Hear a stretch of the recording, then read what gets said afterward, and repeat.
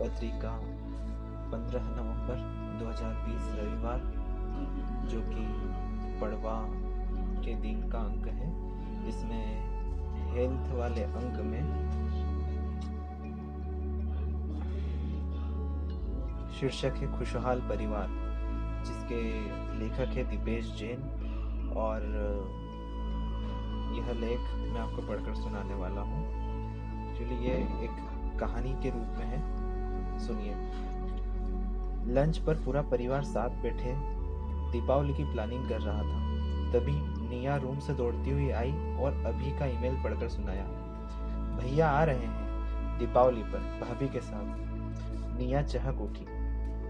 सुनकर कुछ सदस्यों के मुंह हाथ में जलेबी होने के बावजूद कसेले हो गए, लेकिन अभी की माँ किम कर्तव्य विमूढ़ थी।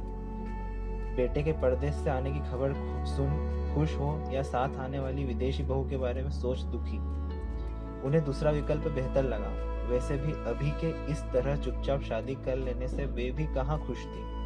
परिवार वालों ने तो लगभग बहिष्कार ही कर डाला था, बिना अभी को सफाई का मौका दिए। निया ने ही एफबी पर बहू के फोटो दिखाए थे। मॉडर्न बहू के पिक देख सबकी आत्मा अंदर तक हिल गई थी। वैसे भी अमेरिकन बहू से उन्हें साड़ी की उम्मीद तो थी नहीं। पिछले 6 महीने से सिर्फ अभी और निया में ही संवाद था, वो भी ईमेल के जरिए। बाकी परिवार धोखा खाए पीड़ित की तरह था, जिनके अरमानों पर अभी ने पानी फेर दिया था। अभी जानता था कि फोन पर दी सफाई असर नहीं करेगी, तो 6 महीने के अबोले के बाद आखिरकार उसी ने सरेंडर कर घर आने का फैसला लिया। लेकिन घर वाले तय किए बैठे थे कि अभी से अब कोई नाता नहीं रखेंगे। घर वाले खाना भूलकर माहौल पढ़ने लगे।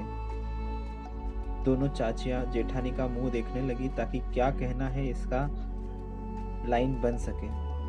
निया ने तंद्रा भंग की, तो क्या बोलूं, मना कर दो उसे, हमारी दिवाली खराब करने ना आए। पिता का क्रोध और हताशा मिश्रित जवाब सुन निया का चेहरा उतर गया। लेकिन पापा, मना कर दो, अब की माँ बोली। चाचियों को दिशा मिल गई। और क्या, शादी करते वक्त तो पूछा नहीं, उस परदेशन को बिठाएंगे क्या पूजा में। लेकिन अभी की याचिका के लिए छोटे चाचा थे। मुझे लगता है कि हमारे अभी ने ये कदम उठाया तो जरूर कोई वजह रही होगी। मौन को स्वीकृति मान निया ने जवाबी मेल भेज दिया। वैसे भी उसे पूरा यकीन था कि सब ठीक हो जाएगा। अब धनतेरस तक का वक्त इन्हीं बातों में गुजर रहा था। अभी की माँ को यही चिंता सता रही थी कि पता नहीं बहू कैसी होगी। 30 त्योहार का तो उसे क्या ज्ञान होगा, मान मर्यादा में रहे इतना ही काफी है। माँ बेटे को देखने के लिए तरस रही थी, और लेकिन बहू का ख्याल आते ही मन खट्टा हो गया। आज धनतेरस था, दोनों आज आने वाले थे। चाचियों में इस बात पर बहस चल रही थी कि बहू टॉप स्कर्ट में होगी या जींस टी शर्ट में। नाराजगी को कुछ देर स्थगित कर पूरा घर नई बहू को देखने के लिए उत्सुक था। घर के आगे टैक्सी रुकी तो सबसे पहले निया अगवानी के लिए पहुंची। बाकी घर वालों की उम्मीदों को जोरदार झटका लगा, खास तौर पर चाचियों को, क्योंकि अभी जहां सिल्क के शानदार कुर्ते में था, तो बहू एना नई नवेली दुल्हन की तरह सजी थी। लाल जोड़ा, हाथों में चूड़ा, मंगलसूत्र, सिंदूर से सजी मांग, बिंदिया से लेकर बिछिया तक सब पहने थी। वाह, संवेद स्वर निकला। रीति रिवाजों में सजी बहू को देखकर मां पिघल गई। घर प्रवेश की रस्म याद हो आई। एक एक कर घर वाले दरवाजे पर पहुंचे तो एना ने भी अभी के कहे बगैर सभी के पैर छुए। ये दूसरा झटका था। चाची फटी आंखें लिए हल्दी कुमकुम की थाली लाने दौड़ी। नेक चार के बाद पुरुष बैठक में जमे और महिलाएं रसोई में। एना की हिंदी लुभा रही थी। वह सभी के लिए तोहफे लाई थी, हाथों से बने पकवान भी। अभी की पसंद पर माँ को रश्क हो आया। उधर अभी ने अपराधी की भांति सफाई देना शुरू की। मैं जानता हूँ आप सब नाराज हैं, लेकिन हालात कुछ ऐसे बन गए थे कि अभी संयत रहकर बोला, एना और मैं पिछले पिछले 1.5 साल से साथ ही जॉब कर रहे थे। एना का भारतीय शैली के प्रति लगाव देख हम अच्छे दोस्त बन गए। उसे इंडियन कल्चर फूड के साथ हमारा पहनावा भी बेहद पसंद है। कुछ साल पहले जब वो भारत आई थी तभी से वो पूरी तरह बदल गई। उसके मम्मी पापा भी मुझे पसंद करते थे और मैं भी एना को। हालांकि मैंने शादी के बारे में नहीं सोचा था। मैं फैसला लेता तो आपसे पूछ कर ही। थोड़ी देर चुप रहकर उसने बोलना शुरू किया। लेकिन 6 महीने पहले एक एक्सीडेंट में एना के मम्मी पापा बुरी तरह जख्मी हो गए।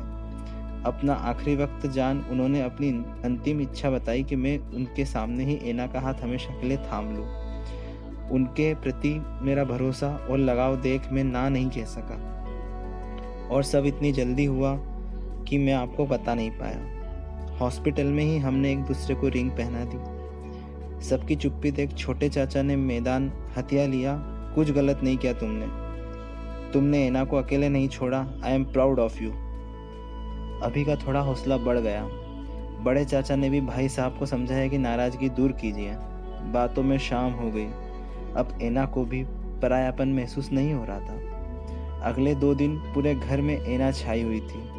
बच्चों से लेकर बड़ों तक का दिल जीतने में जुटी हुई थी। इंटरनेट से सीखकर बनाई उसकी रंगोली आंगन की शोभा बढ़ा रही थी। निया की मदद से उसने गुजिया, लड्डू, मठरी बनाए थे जिनमें देसी स्वाद घुला था।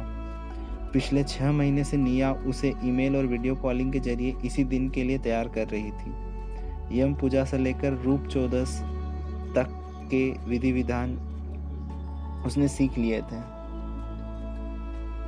चटक लाल साड़ी में सजी एना साक्षात लक्ष्मी लग रही थी।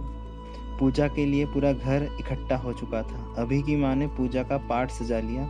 पूजा के बाद आरती की थाली सज गई, लेकिन आरती की किताब नहीं मिल रही थी।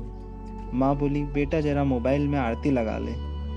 निया बोली, इसकी कोई ज़रूरत नहीं। सभी हैरानी से उसे देखने लगे। उसने ये सरप्राइज बचा कर रखा था। हाथों में आरती की थाली लिए एना शुरू हो गई। ओम जय लक्ष्मी माता। पूरा घर स्तब्ध था। उसके पीछे आरती दोहराने लगा।